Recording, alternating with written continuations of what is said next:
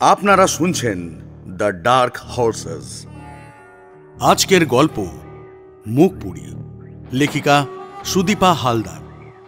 সঙ্গে থাকছি আমি অমিত এবং আমি সোমা। Season 1, episode 1।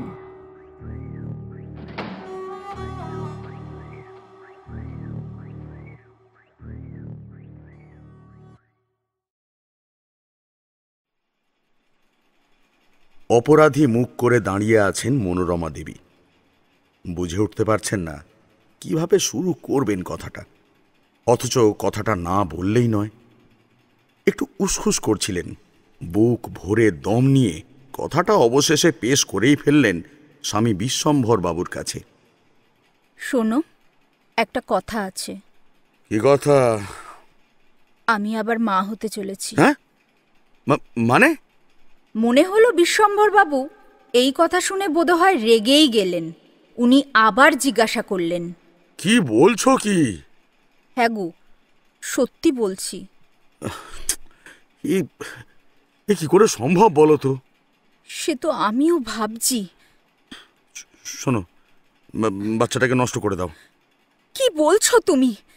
তা কি করে সম্ভব? 5 মাস হয়ে গেছে যে, এখন কোনো মতেই নষ্ট করা যাবে না। আরে তাই বলে এই বয়সে বাচ্চার বাবা হওয়ার কোনো শখ নেই আমার। আমারও কি শখ আছে নাকি এই বয়সে মা হওয়ার?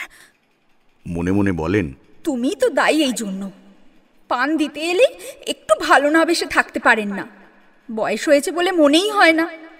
এখনো সেই কচি বাবুটির মতোই তেজ আর গায়ের জোর আছে। কে বলবে 4 ছেলে মেয়ের বাপ? কিন্তু মুখে বললেন। এখন কি করা যায় সেটা বলো। আচ্ছা, 5 মাস হয়ে গেছে, তুমি এখন বলছো? হ্যাঁ, আচ্ছা এই শোনো শোনো, বলছি তুমি কি করে জানতে পারলে? আরে এতদিন কি করছিলে তুমি? কি করে বুঝবো বলো? এই কয় মাস মাসিক হলেও একটু কম হচ্ছিল, বমিও হচ্ছিল কদিন ধরে। ভাবলাম অম্বল হয়েছে বুঝি। তারপর পেটের মধ্যে নড়াচড়া টের পেলাম, তাতেই বুঝলাম। হ্যাঁ, তা 5 মাস হয়েছে সেটা বুঝলে কি করে? তুমি যে কি বলো না, আমি কি এই প্রথম মা হচ্ছি নাকি? এই শোনো শোনো, আমি আর কোনো কথা শুনতে চাই না। যা ইচ্ছে তাই করো, যত টাকা লাগে লাগুক, কিন্তু এই আপদটাকে বিদায় করো। তুমি রাগ করো না। দাঁড়াও দাঁড়াও দাঁড়াও, দেখছি কি করা যায়। আজ পুরো মেজাজটাই খারাপ হয়ে গেল বিশ্বম্ভর বাবুর। একটু আদর করতে ইচ্ছে করছে না মনোরমা দেবীকে। অন্যদিন কাছে টেনে কত কি করেন। মনোরমা দেবী তো হাঁফিয়ে ওঠেন বিশ্বম্ভর বাবুর আদরে, ভালোবাসায়। বিশ্বম্ভর বাবুর বয়স তো কম হলো না, তা প্রায় 52 বছর বয়স। 10 বছর আগে হলেও চিন্তা করতেন না। 4টে ছেলে মেয়ে আছে, আরও না হয় একটা হলো। কিন্তু এই বয়সে এসে সন্তানের বাবা হওয়া মানা যায়? এই বয়সে এমন একটা খবর দেবেন মনোরমা দেবী, সেটা উনি ভাবতেও পারেননি। সব থেকে বড় কথা, আরে বাবা, লোক সমাজে মুখ দেখাবেন কি করে? লোকে কি বলবে? মনোরমা দেবীকে বিশ্বম্ভর বাবু না হয় একটু বেশিই ভালোবাসেন। সেটা যে এইভাবে চোখে আঙুল দিয়ে ভগবান দেখিয়ে দেবেন, তা ঘুণাক্ষরেও বুঝতে পারেননি। এখন মনোরমা দেবী কি করেন কে জানে। এই বিপদ থেকে উদ্ধার হলেই হলো, সে যে কোনো উপায়ই হোক।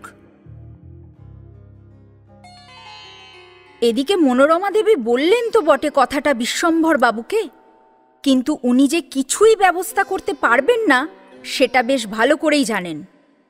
5 মাসের বাচ্চাকে নষ্ট করতে মন চায়?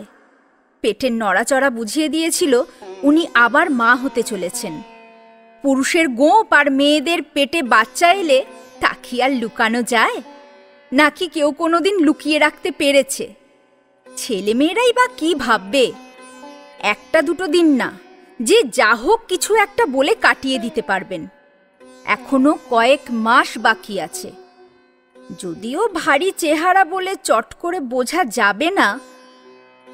বিশ্বস্ত কাজের বউ কুন্তিকে বলতে হবে কিছু জড়িবুটির ব্যবস্থা করতে পারে নাকি। তাহলে কোনো ঝামেলাই থাকবে না, কেউ জানতেও পারবে না। যত দোষ ওনার। এই বয়সে একটু সংযত থাকলেই হয়, তা না। কাছে এলেই কি যে ভূত চাপে কে জানে। রাতে শুতে যাওয়ার আগে রোজ পান দিতে আসেন স্বামী বিশ্বম্ভর বাবুর ঘরে। সেই সময় চাপা স্বরে এইসব কথাবার্তা চলছে।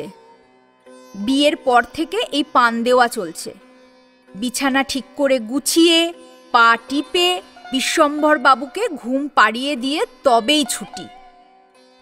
এই সময়টুকু শুধু ওনাদের দুজনের, সবাই জানে এই ব্যাপারটা। বিশ্বম্ভর বাবু আর মনোরমা দেবীর 2 ছেলে 2 মেয়ে। বড় ছেলে বিশ্বেশ্বর, ছোট ছেলে শঙ্কর এবং বড় মেয়ে শুভা ও ছোট মেয়ে জয়া। সেই 16 বছর বয়সে এই বাড়িতে পা রেখেছেন মনোরমা দেবী। শ্বশুর, শাশুড়ি, দেওর, ননদ নিয়ে এতগুলো বছর কাটালেন। মনোরমা দেবীর থেকে 12 বছরের বড় বিশ্বম্ভর বাবু। বিশ্বম্ভর বাবু একজন উচ্চপদস্থ সরকারি কর্মকর্তা, উচ্চবিত্ত পরিবারের সন্তান। রাগী ছেলের মাথা ঠান্ডা রাখার জন্য সুন্দরী মনোরমা দেবীকে বউ করে আনা হয়েছে। মনোরমা দেবীর অক্ষর পরিচয়টুকু আছে, কিন্তু কোনো ডিগ্রি নেই। আর লাগবেই বা কিসের জন্য? সেই তো রান্নাঘরেই ব্যস্ত থাকতে হবে। যেহেতু বড় ঘরের বউকে ঘরের বাইরে পা রাখার দরকার নেই, তাই লেখাপড়াটাও অতটা প্রয়োজন নেই। মনোরমার কাজ বিশ্বম্ভর বাবুর খাওয়া দাওয়া থেকে শুরু করে সব দিক খেয়াল রাখা।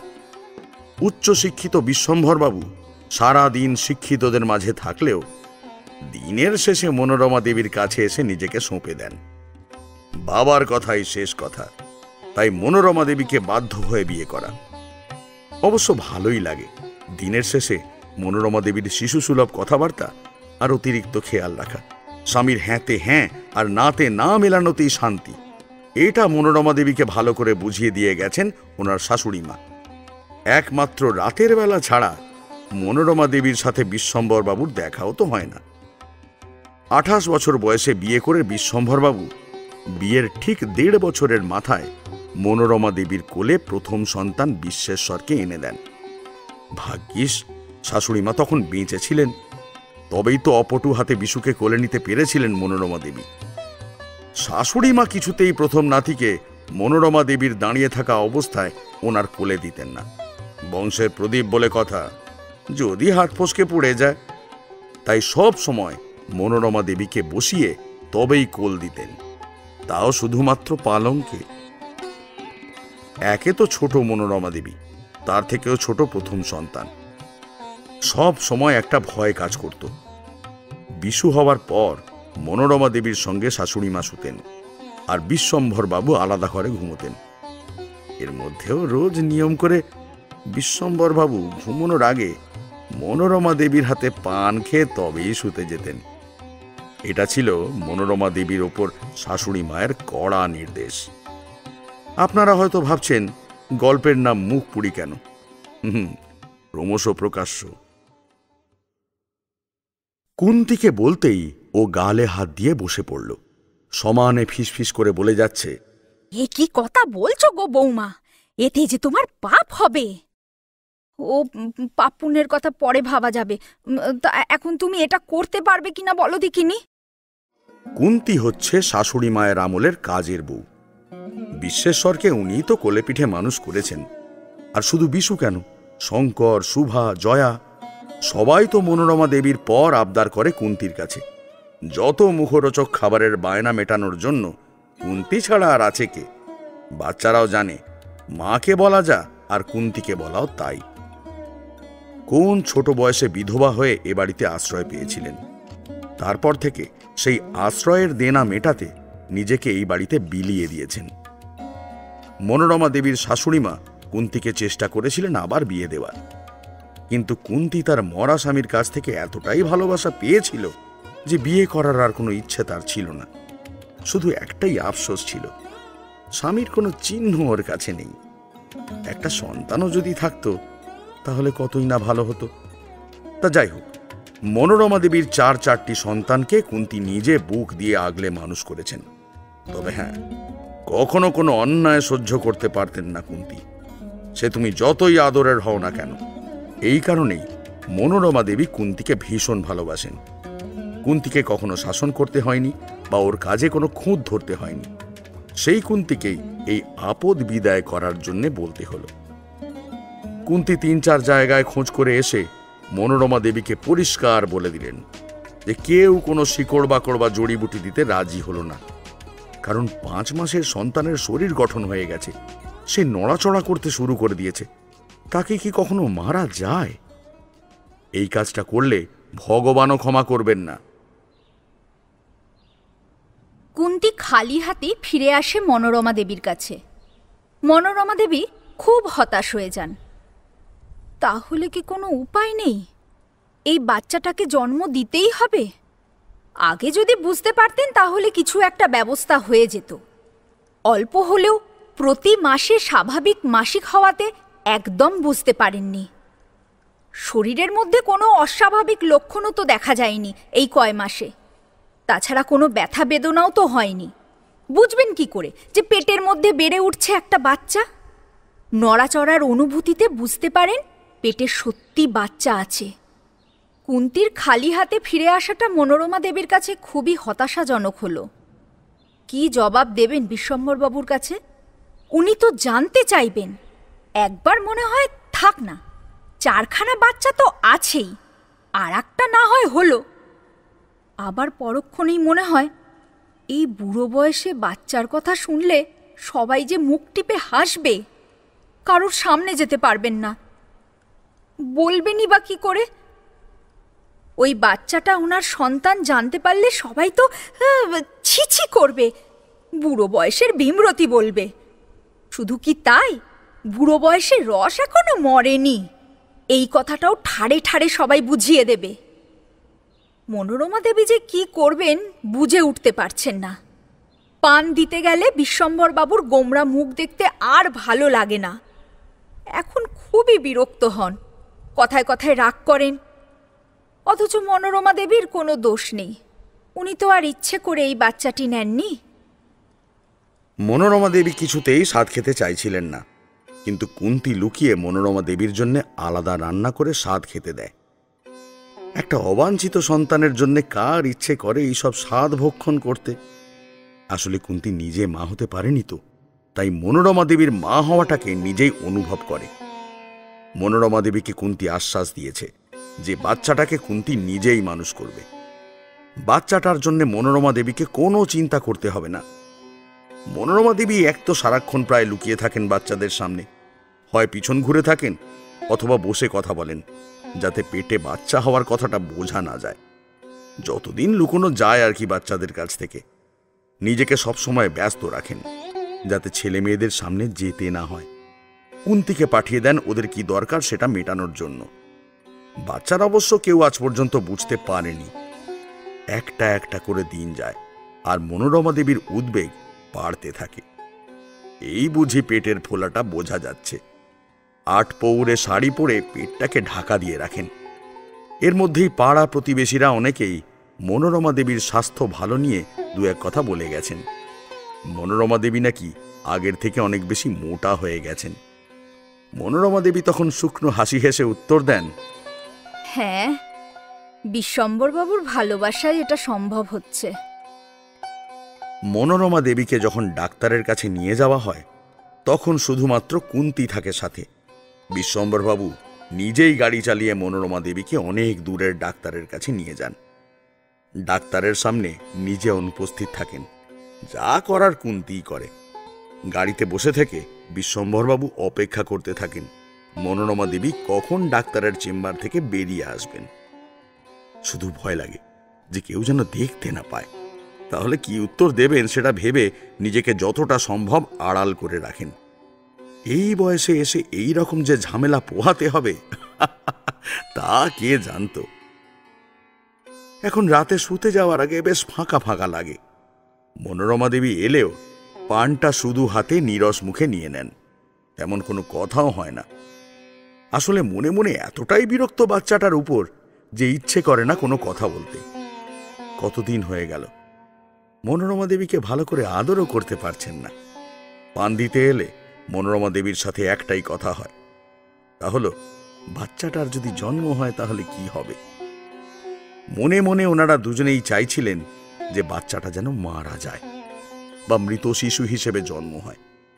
বাচ্চাটার জান বেশ শক্ত আছে বলতে হবে। কয়েকদিন আগে বিশ্বম্ভরবাবু তখন কাজের জন্য বাইরে গেছেন, আর স্নান করে বাথরুম থেকে বেরোতে গিয়ে হঠাৎ করেই পা পিছলে পড়ে যান মনোরমা দেবী।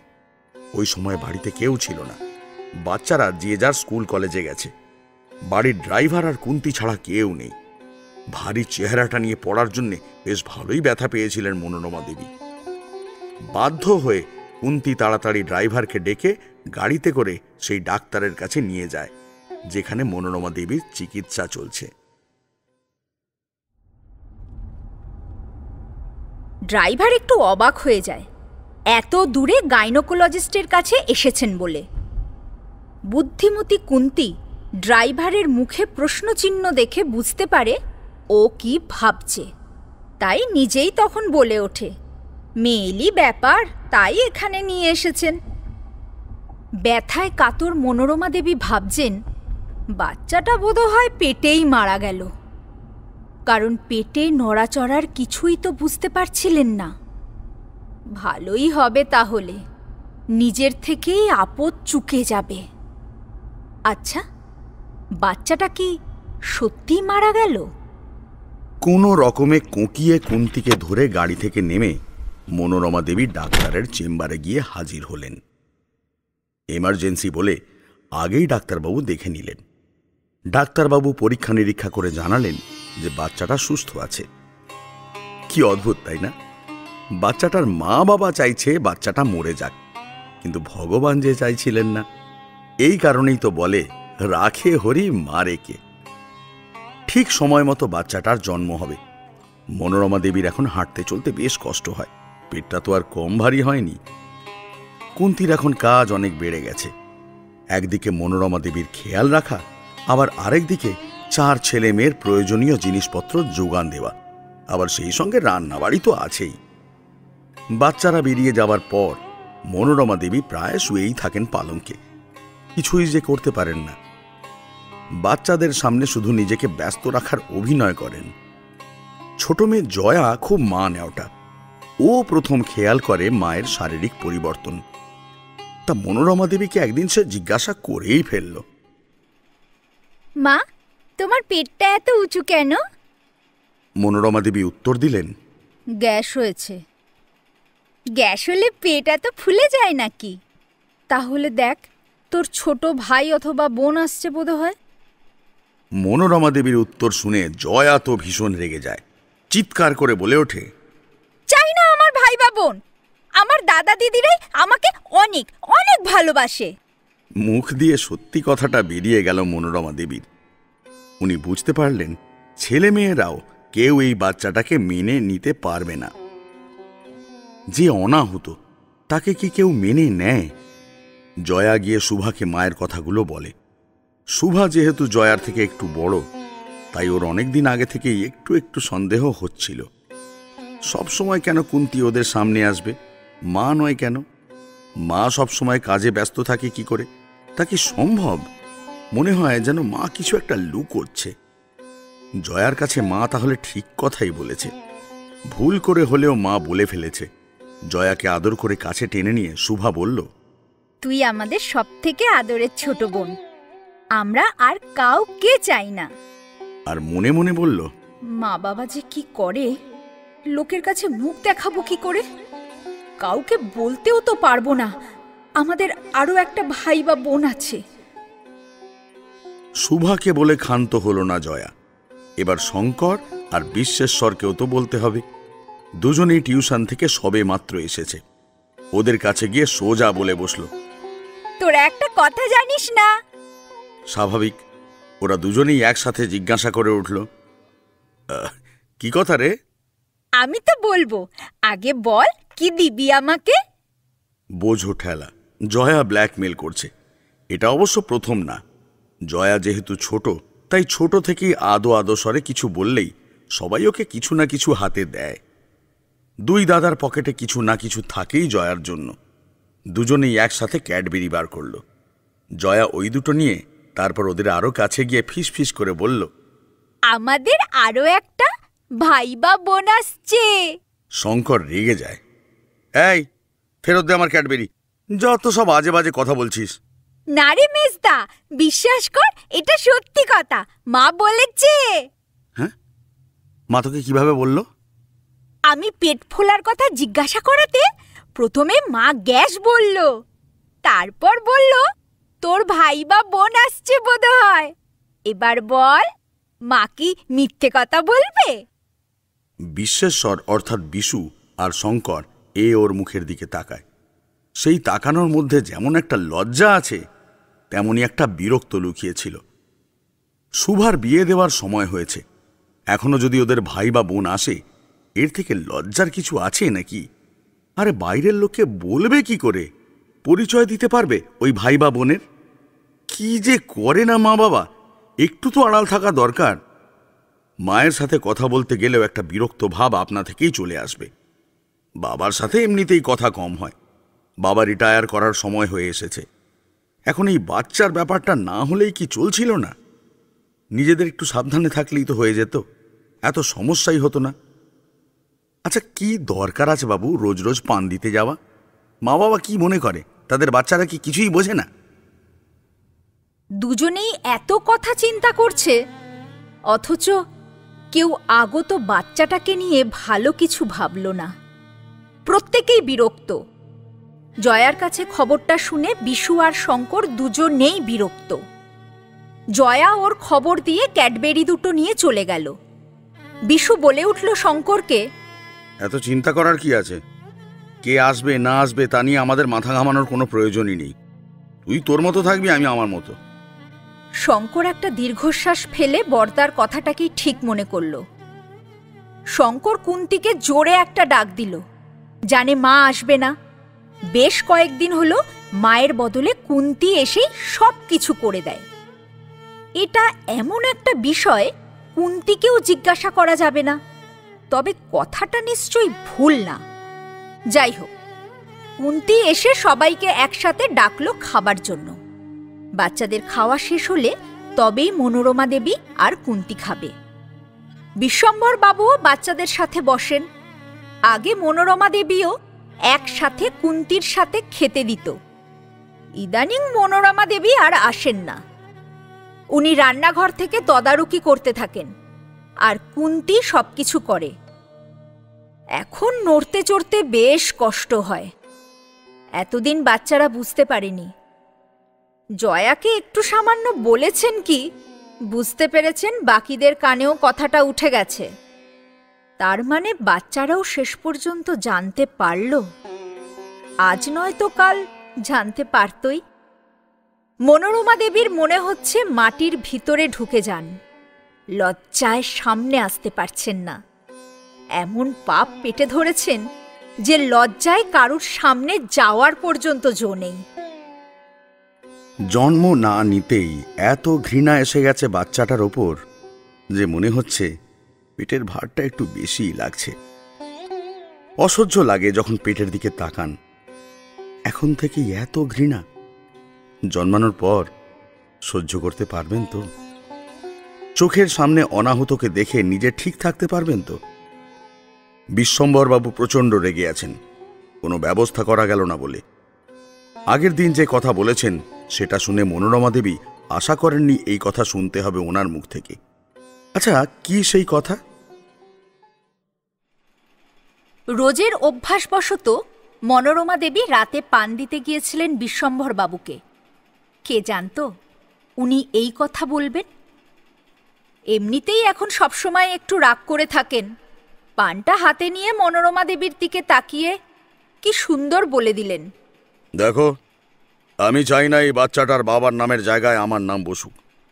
এইসব কি বলছো তুমি? যা বলছি ঠিকই বলছি। তার মানে কথাটা কি দাঁড়ায় সেটা তো বোঝো। এইবার একটু থমকে গেলেন বিশ্বম্ভরবাবু। ঠিকই তো, নিজের মান সম্মানের চক্করে এই কথাটা একদম খেয়াল করেননি। খুব অসহায় বোধ করছেন বিশ্বম্ভরবাবু। সত্যি আর নেওয়া যাচ্ছে না। শেষ বয়সে এসে এইভাবে মান সম্মান খোয়াতে হবে এটা ভাবতেও পারেননি। মনোরমা দেবী ধীরে ধীরে মাথায় হাত বুলিয়ে দিতে বিশ্বম্ভরবাবু ঘুমিয়ে পড়েন। আস্তে আস্তে ওই ঘর থেকে চলে আসেন মনোরমা দেবী। কুন্তিকে সাথে নিয়ে ঘুমন। কখন কি হবে বলা তো যায় না। আসলে কোমরে প্রচণ্ড ব্যথা। বাচ্চাটার নড়াচড়া বেড়ে গেছে। আর মাত্র কটা দিন আছে, কি জানি কখন ব্যথা ওঠে। এখনো বুঝে উঠতে পারেননি ডাক্তারের কাছে যাওয়ার আগেই যদি কিছু হয়ে যায় তাহলে কি হবে। যদিও ডাক্তারের কাছে যাওয়ার এতটুকু ইচ্ছে নেই, ওখানে গেলেই যখন ফিরে আসবেন তখন সবার চোখের সামনে দিয়ে বাচ্চা কোলে নিয়ে বাড়ির সামনে গাড়ি থেকে নামতে হবে। সারা পাড়ার লোকে ঝেঁটিয়ে দেখতে আসবে, গুজগুজ ফুসফুস করবে তো বটেই, আবার হাসাহাসি করতেও তো ছাড়বে না। একটা একটা করে দিন কাটে আর মনোরমা দেবীর উদ্বেগ বাড়তে থাকে। ডাক্তার সময় দিয়েছে ঠিক 5 দিন পর হাসপাতালে ভর্তি হতে হবে। বিশ্বম্ভর বাবুকে বলা হয়ে গেছে ওই দিন কোনো কাজ না রাখতে, কিন্তু উনি পরিষ্কার বলে দিয়েছেন এই ব্যাপারে উনি এর মধ্যে নেই। বিশ্বম্ভর বাবু যেন হাত ঝেড়ে ফেলতে চাইছেন। কি করে এটা সম্ভব হবে? যতই হোক ওনারই তো সন্তান, কোথায় ফেলবেন, কোথায় রাখবেন? এখনো এই সন্তানটা পৃথিবীতে এলো না, এর মধ্যে সবার এত ঘৃণা মনের মধ্যে জমে গেছে, জন্মানোর পরে সেটা না জানি কেমন হবে। ডাক্তার যে তারিখে যেতে বলেছেন বিশ্বম্ভর বাবু বলেছেন ওই দিন গাড়িটা বাড়িতেই রাখবেন, তিনি কিন্তু থাকবেন না। সুতরাং ড্রাইভার বাড়িতেই থাকবে, যখনই সময় হোক না কেন সঙ্গে সঙ্গে ব্যবস্থা হয়ে যাবে। মনোরমা দেবীকে দেখলে বিশ্বম্ভর বাবুর এখন একটু মায়া হয়। 4টে বাচ্চা হওয়ার পর আবার এই বয়সে প্রথম থেকে বাচ্চা সামলানো কম ব্যাপার নয়। শরীরটাও তো আগের মতো শক্তপোক্ত নেই, অনেক কষ্ট সহ্য করতে হচ্ছে। হাঁটা চলা করতেও বেশ কষ্ট হয়। ধীরে ধীরে হাঁটেন, তবুও নিয়ম করে পান দিতে ভোলেন না। স্বামী, ছেলেমেয়েরা সবাই যে যার স্কুলে কলেজে চলে গেছে, বাড়িতে শুধু কুন্তি আর মনোরমা দেবী। সকাল থেকেই একটা অস্বস্তি হচ্ছিল মনোরমা দেবীর। হ্যাঁ, অবশ্য কাউকে কিছু বলেননি, সবাই তখন ব্যস্ত, তা কষ্টটা চেপে রেখেছিলেন। ছেলেমেয়েরাও কথা বলা একটু কমিয়ে দিয়েছে, ওরাও যেন ভীষণ লজ্জিত, বিরক্ত। মুখে প্রকাশ না করলেও বোঝা যায়, তাই কাউকে নিজের অসুবিধার কথা বলে বিরক্ত করতে চাননি। এই সময় এমন একটু আধটু হয়, আর তো 2 দিন আছে, দেখতে দেখতে কেটে যাবে। কিন্তু মনে যা ভাববেন সেটাই যে হবে তার তো কোনো ঠিক নেই। বাড়ি ফাঁকা হয়ে যাওয়ার পর অস্বস্তিটা আর চেপে রাখতে পারলেন না। মনোরমা দেবী কুন্তিকে প্রকাশ করেই ফেললেন এই কষ্টটার কথা। এখনো 2 দিন দেরি আছে, কুন্তিও বুঝে উঠতে পারছে না কি করবে। কিছুক্ষণের মধ্যেই পা বেয়ে জল গড়িয়ে পড়তে লাগলো। মনোরমা দেবী বুঝলেন জল ভেঙে গেছে, যত তাড়াতাড়ি সম্ভব বাচ্চাটাকে জন্মানোর ব্যবস্থা করতে হবে। কুন্তিকে ডাক দিতে কুন্তি ভ্যাবাচাকা খেয়ে যায়, যদিও কুন্তি জানে ওকে কি করতে হবে, কারণ বয়সটা তো কম হয়নি, অভিজ্ঞতাও আছে। বোস গিন্নির মেয়েটা হওয়ার সময় ধাই মায়ের সাথে কুন্তি নিজে ছিল। ব্যথা ওঠা থেকে শুরু করে নাড়ি কাটা পর্যন্ত কুন্তি সব দেখেছে, তাই কুন্তি জানে কি লাগবে আর কি করতে হবে। কুন্তি সেই ধাইমায়ের বাড়ি চেনে, তাই কুন্তি তাড়াতাড়ি চলে গেল প্রশিক্ষণপ্রাপ্ত সেই ধাইমাকে ডাকতে। যেহেতু উনি কাছেই থাকেন, তাই কুন্তির বেশি সময় লাগলো না ওনাকে সাথে করে নিয়ে আসতে। গরম জল লাগবে বলে কুন্তি জল বসিয়ে বেরিয়ে যায়। মনোরমা দেবীকে একটু সহ্য করতে বলে। কুন্তি জানত মনোরমা দেবী হাসপাতালে ভর্তি হয়ে ওখানেই বাচ্চার জন্ম দেবেন, কিন্তু এইভাবে হঠাৎ করে সব হিসেব বাচ্চাটা গুলিয়ে দেবে তা কেউ বুঝতে পারেননি। মনোরমা দেবী চিৎকারও করতে পারছেন না লোকলজ্জার ভয়ে, গলার আওয়াজ করে ব্যথাটা চাপা দেওয়ার চেষ্টা করছেন। কুন্তি না থাকাতে আরো বেশি ভয় পাচ্ছেন, এই বুঝি প্রাণটা বেরিয়ে যায়। এর আগে বাচ্চাগুলো হওয়ার সময় শাশুড়ি মা ছিলেন, বাড়িতে অনেক লোকও ছিল, তাড়াতাড়ি নিয়ে যাওয়া হয়েছিল। তখন তো মনোরমা দেবীর অবস্থার জন্য সারাক্ষণ পাশে কেউ না কেউ থাকতো। এবার যে সম্পূর্ণ আলাদা। অবাঞ্ছিত সন্তানের জন্য কারুর উতলা হওয়ার নেই, কারুর কোনো চিন্তা নেই। তার আসার থেকে না আসাটাই বেশি কাম্য। প্রতিটা মুহূর্তে তার মৃত্যু কামনা হচ্ছে। সবার এত অনিচ্ছা, ক্ষোভ, বিরক্ত সত্ত্বেও তার প্রাণটা ঠিক টিকে গেল। এদিকে মনোরমা দেবীর জল ভাঙার সাথে সাথে প্রচণ্ড ব্যথা উঠে গেছে। কি অসহ্য যন্ত্রণা! সারা শরীর ভেঙে চুরে যাচ্ছে। বয়সের সাথে সাথেই শরীরের বাঁধনটাও তো আলগা হয়েছে। আগের সেই তেজ কোথায় এখন? মনোরমা দেবীর সারা শরীর যেন অবসন্ন হয়ে আসছে। নিজে নিজেই যতটা পারছেন চাপ দিচ্ছেন। কুন্তী আসার আগেই বাচ্চার মাথা বেরিয়ে গেছে। আর একটু ব্যথা সহ্য করতে হবে। শরীরের সমস্ত শক্তি যেন শেষ হয়ে যাচ্ছে। ধাইমা এসে পেটটাকে এমন অদ্ভুত কায়দায় ধরে চাপ দিতেই বাচ্চাটা জন্মগ্রহণ করে। ধাইমা সাথে করে নাড়ি কাটার জন্য ধারালো স্টেরিলাইজড করা ব্লেড, ওষুধপত্র নিয়ে এসেছিলেন। বাচ্চা হওয়ার পর ফুলটাও বেরোল। এই সব কাজ সারতে প্রায় ঘন্টা দুয়েক কেটে গেল। কুন্তী খুব খুশি বাচ্চাটাকে পেয়ে। চারিদিকে ঘরের দরজা জানলা বন্ধ করে রাখা হয়েছে, যাতে বাচ্চার কান্নার আওয়াজ বাইরে যেন না যায়। ধাইমাকে বেশ কিছু টাকা, শাড়ি, এছাড়াও রান্নার সবজি মশলা দিয়ে খুশি করা হলো। মনোরমা দেবীর পরিচয় দেওয়া হলো উনি বেড়াতে এসেছেন এই বাড়িতে। ধাইমাকে রোজ এমন কাজ করতে হয়, তাই এত কে মনে রাখে। ধাইমাও খুশি হয়ে চলে গেলেন। মনোরমা দেবী একবারও জিজ্ঞাসা করলেন না বাচ্চাটা ছেলে হয়েছে নাকি মেয়ে হয়েছে, সুস্থ আছে কিনা। ব্যথায় ক্লান্তিতে মনোরমা দেবী তখন একেবারেই যেন বিধ্বস্ত, প্রায় অসাড় হয়ে পড়ে আছেন। অবাঞ্ছিত সন্তানের পেটের ভার থেকে মুক্ত হয়েছেন, এটাই যেন বেশি আনন্দের। আচ্ছা, বাচ্চাটা ভালো আছে তো? ধাইমা বাচ্চাটাকে ভালো করে পরিষ্কার পরিচ্ছন্ন করে দিয়েই গেছেন। এছাড়া কুন্তী যত রক্তমাখা কাপড় চোপড় পরিষ্কার করে পিছনের বাগানে গিয়ে মাটি খুঁড়ে ওগুলো ফেলে দিয়ে আবার মাটি চাপা দিয়ে দেয়। ঘরটা এত সুন্দর পরিষ্কার পরিচ্ছন্ন করেছে, কে বলবে এই ঘর একটু আগে রক্তে মাখামাখি ছিল। বাচ্চাটা বেশি কান্নাকাটি করার আগে মনোরমা দেবী ওকে দুধ মুখে দিয়ে দিলেন। বলা ভালো, ঠুসে দিলেন। একেবারে লাল বাচ্চা। শরীর স্বাস্থ্য তেমন কিছু একটা না। বাচ্চাটার দিকে তাকিয়ে মনোরমা দেবী আরও যেন রেগে গেলেন। এ যে কদিন পরে কালা কুৎসিত বাচ্চা হবে। লাল বাচ্চা দেখে তো তাই মনে হচ্ছে। তবে বাচ্চাটার মাথায় বেশ ঘন কালো নরম চুল। ভগবান যেন চুল দুহাত উপুর করে দিয়েছেন। মাথার তালুটা কেমন দপদপ করছে। ন্যাকড়ায় তেল দিয়ে ওইখানে দিয়ে রাখলেন।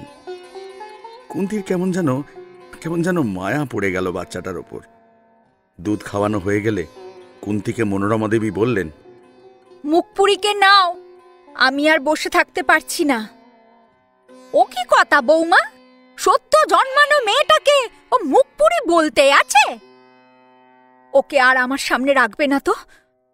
আমি একটু ঘুমোবো এখন। এদিকে জন্মেই নামকরণ হয়ে গেল। কি না, মুখপুরী। মেয়েটা জানতেও পারল না যে ওর অপরাধটা কি। পেট ভরে দুধ খেয়ে এখন মেয়ে ঘুমোচ্ছে। কুন্তী খুব আদর করে পুরনো কাঁথা বার করে তার উপরে শুইয়ে দিল, আর মনে মনে নাম দিল আলো। মেয়েটার জন্য খুব দুঃখ হলো কুন্তীর। এমন সময় মেয়েটা জন্মালো যে কেউ ওকে চায় না, সবাই দূরছাই করবে। ভালোবাসা তো কারোর কাছেই পাবে না। ভবিষ্যৎ কি যে হবে মেয়েটার, এই কথা ভেবে কুন্তীর এখনো 2 ফোঁটা চোখের জল পড়ে গেল। অন্তত কুন্তী যতদিন বাঁচবে চেষ্টা করবে আলোকে ভালো রাখতে। সব কাজ সারা হয়ে গেলে কুন্তী স্নান করে নিল, কারণ এরপর আর এই ঘরে কুন্তী ঢুকতে পারবে না। এই ঘরে ঢুকলে কুন্তী আবার স্বাভাবিক কাজকর্ম করতে পারবে না। এই কটা দিন মা আর বাচ্চাকে আলাদা একটা ঘরে রাখতেই হয়। আসলে বাচ্চা এবং মায়ের সুস্থতা, নিরাপত্তা, নানা রোগ জীবাণু থেকে বাঁচানোর জন্য এইভাবে আলাদা করে রাখা হয়। মনোরমা দেবী যেভাবে বাচ্চাটাকে ছুঁতে চাইছেন না, তাতে মনে হয় না এই কটা দিন বাচ্চাটা কোনো রকম ভালোবাসা পাবে। দুধ দিতে হয় তাই দেবেন, আর নয়তো ওইভাবেই ঘরের মধ্যে পড়ে থাকবে। আঁতুড় না ওঠা পর্যন্ত কুন্তী আর বাচ্চাটাকে ধরবে না। এই কটা দিন মনোরমা দেবীকেই সব সামলাতে হবে।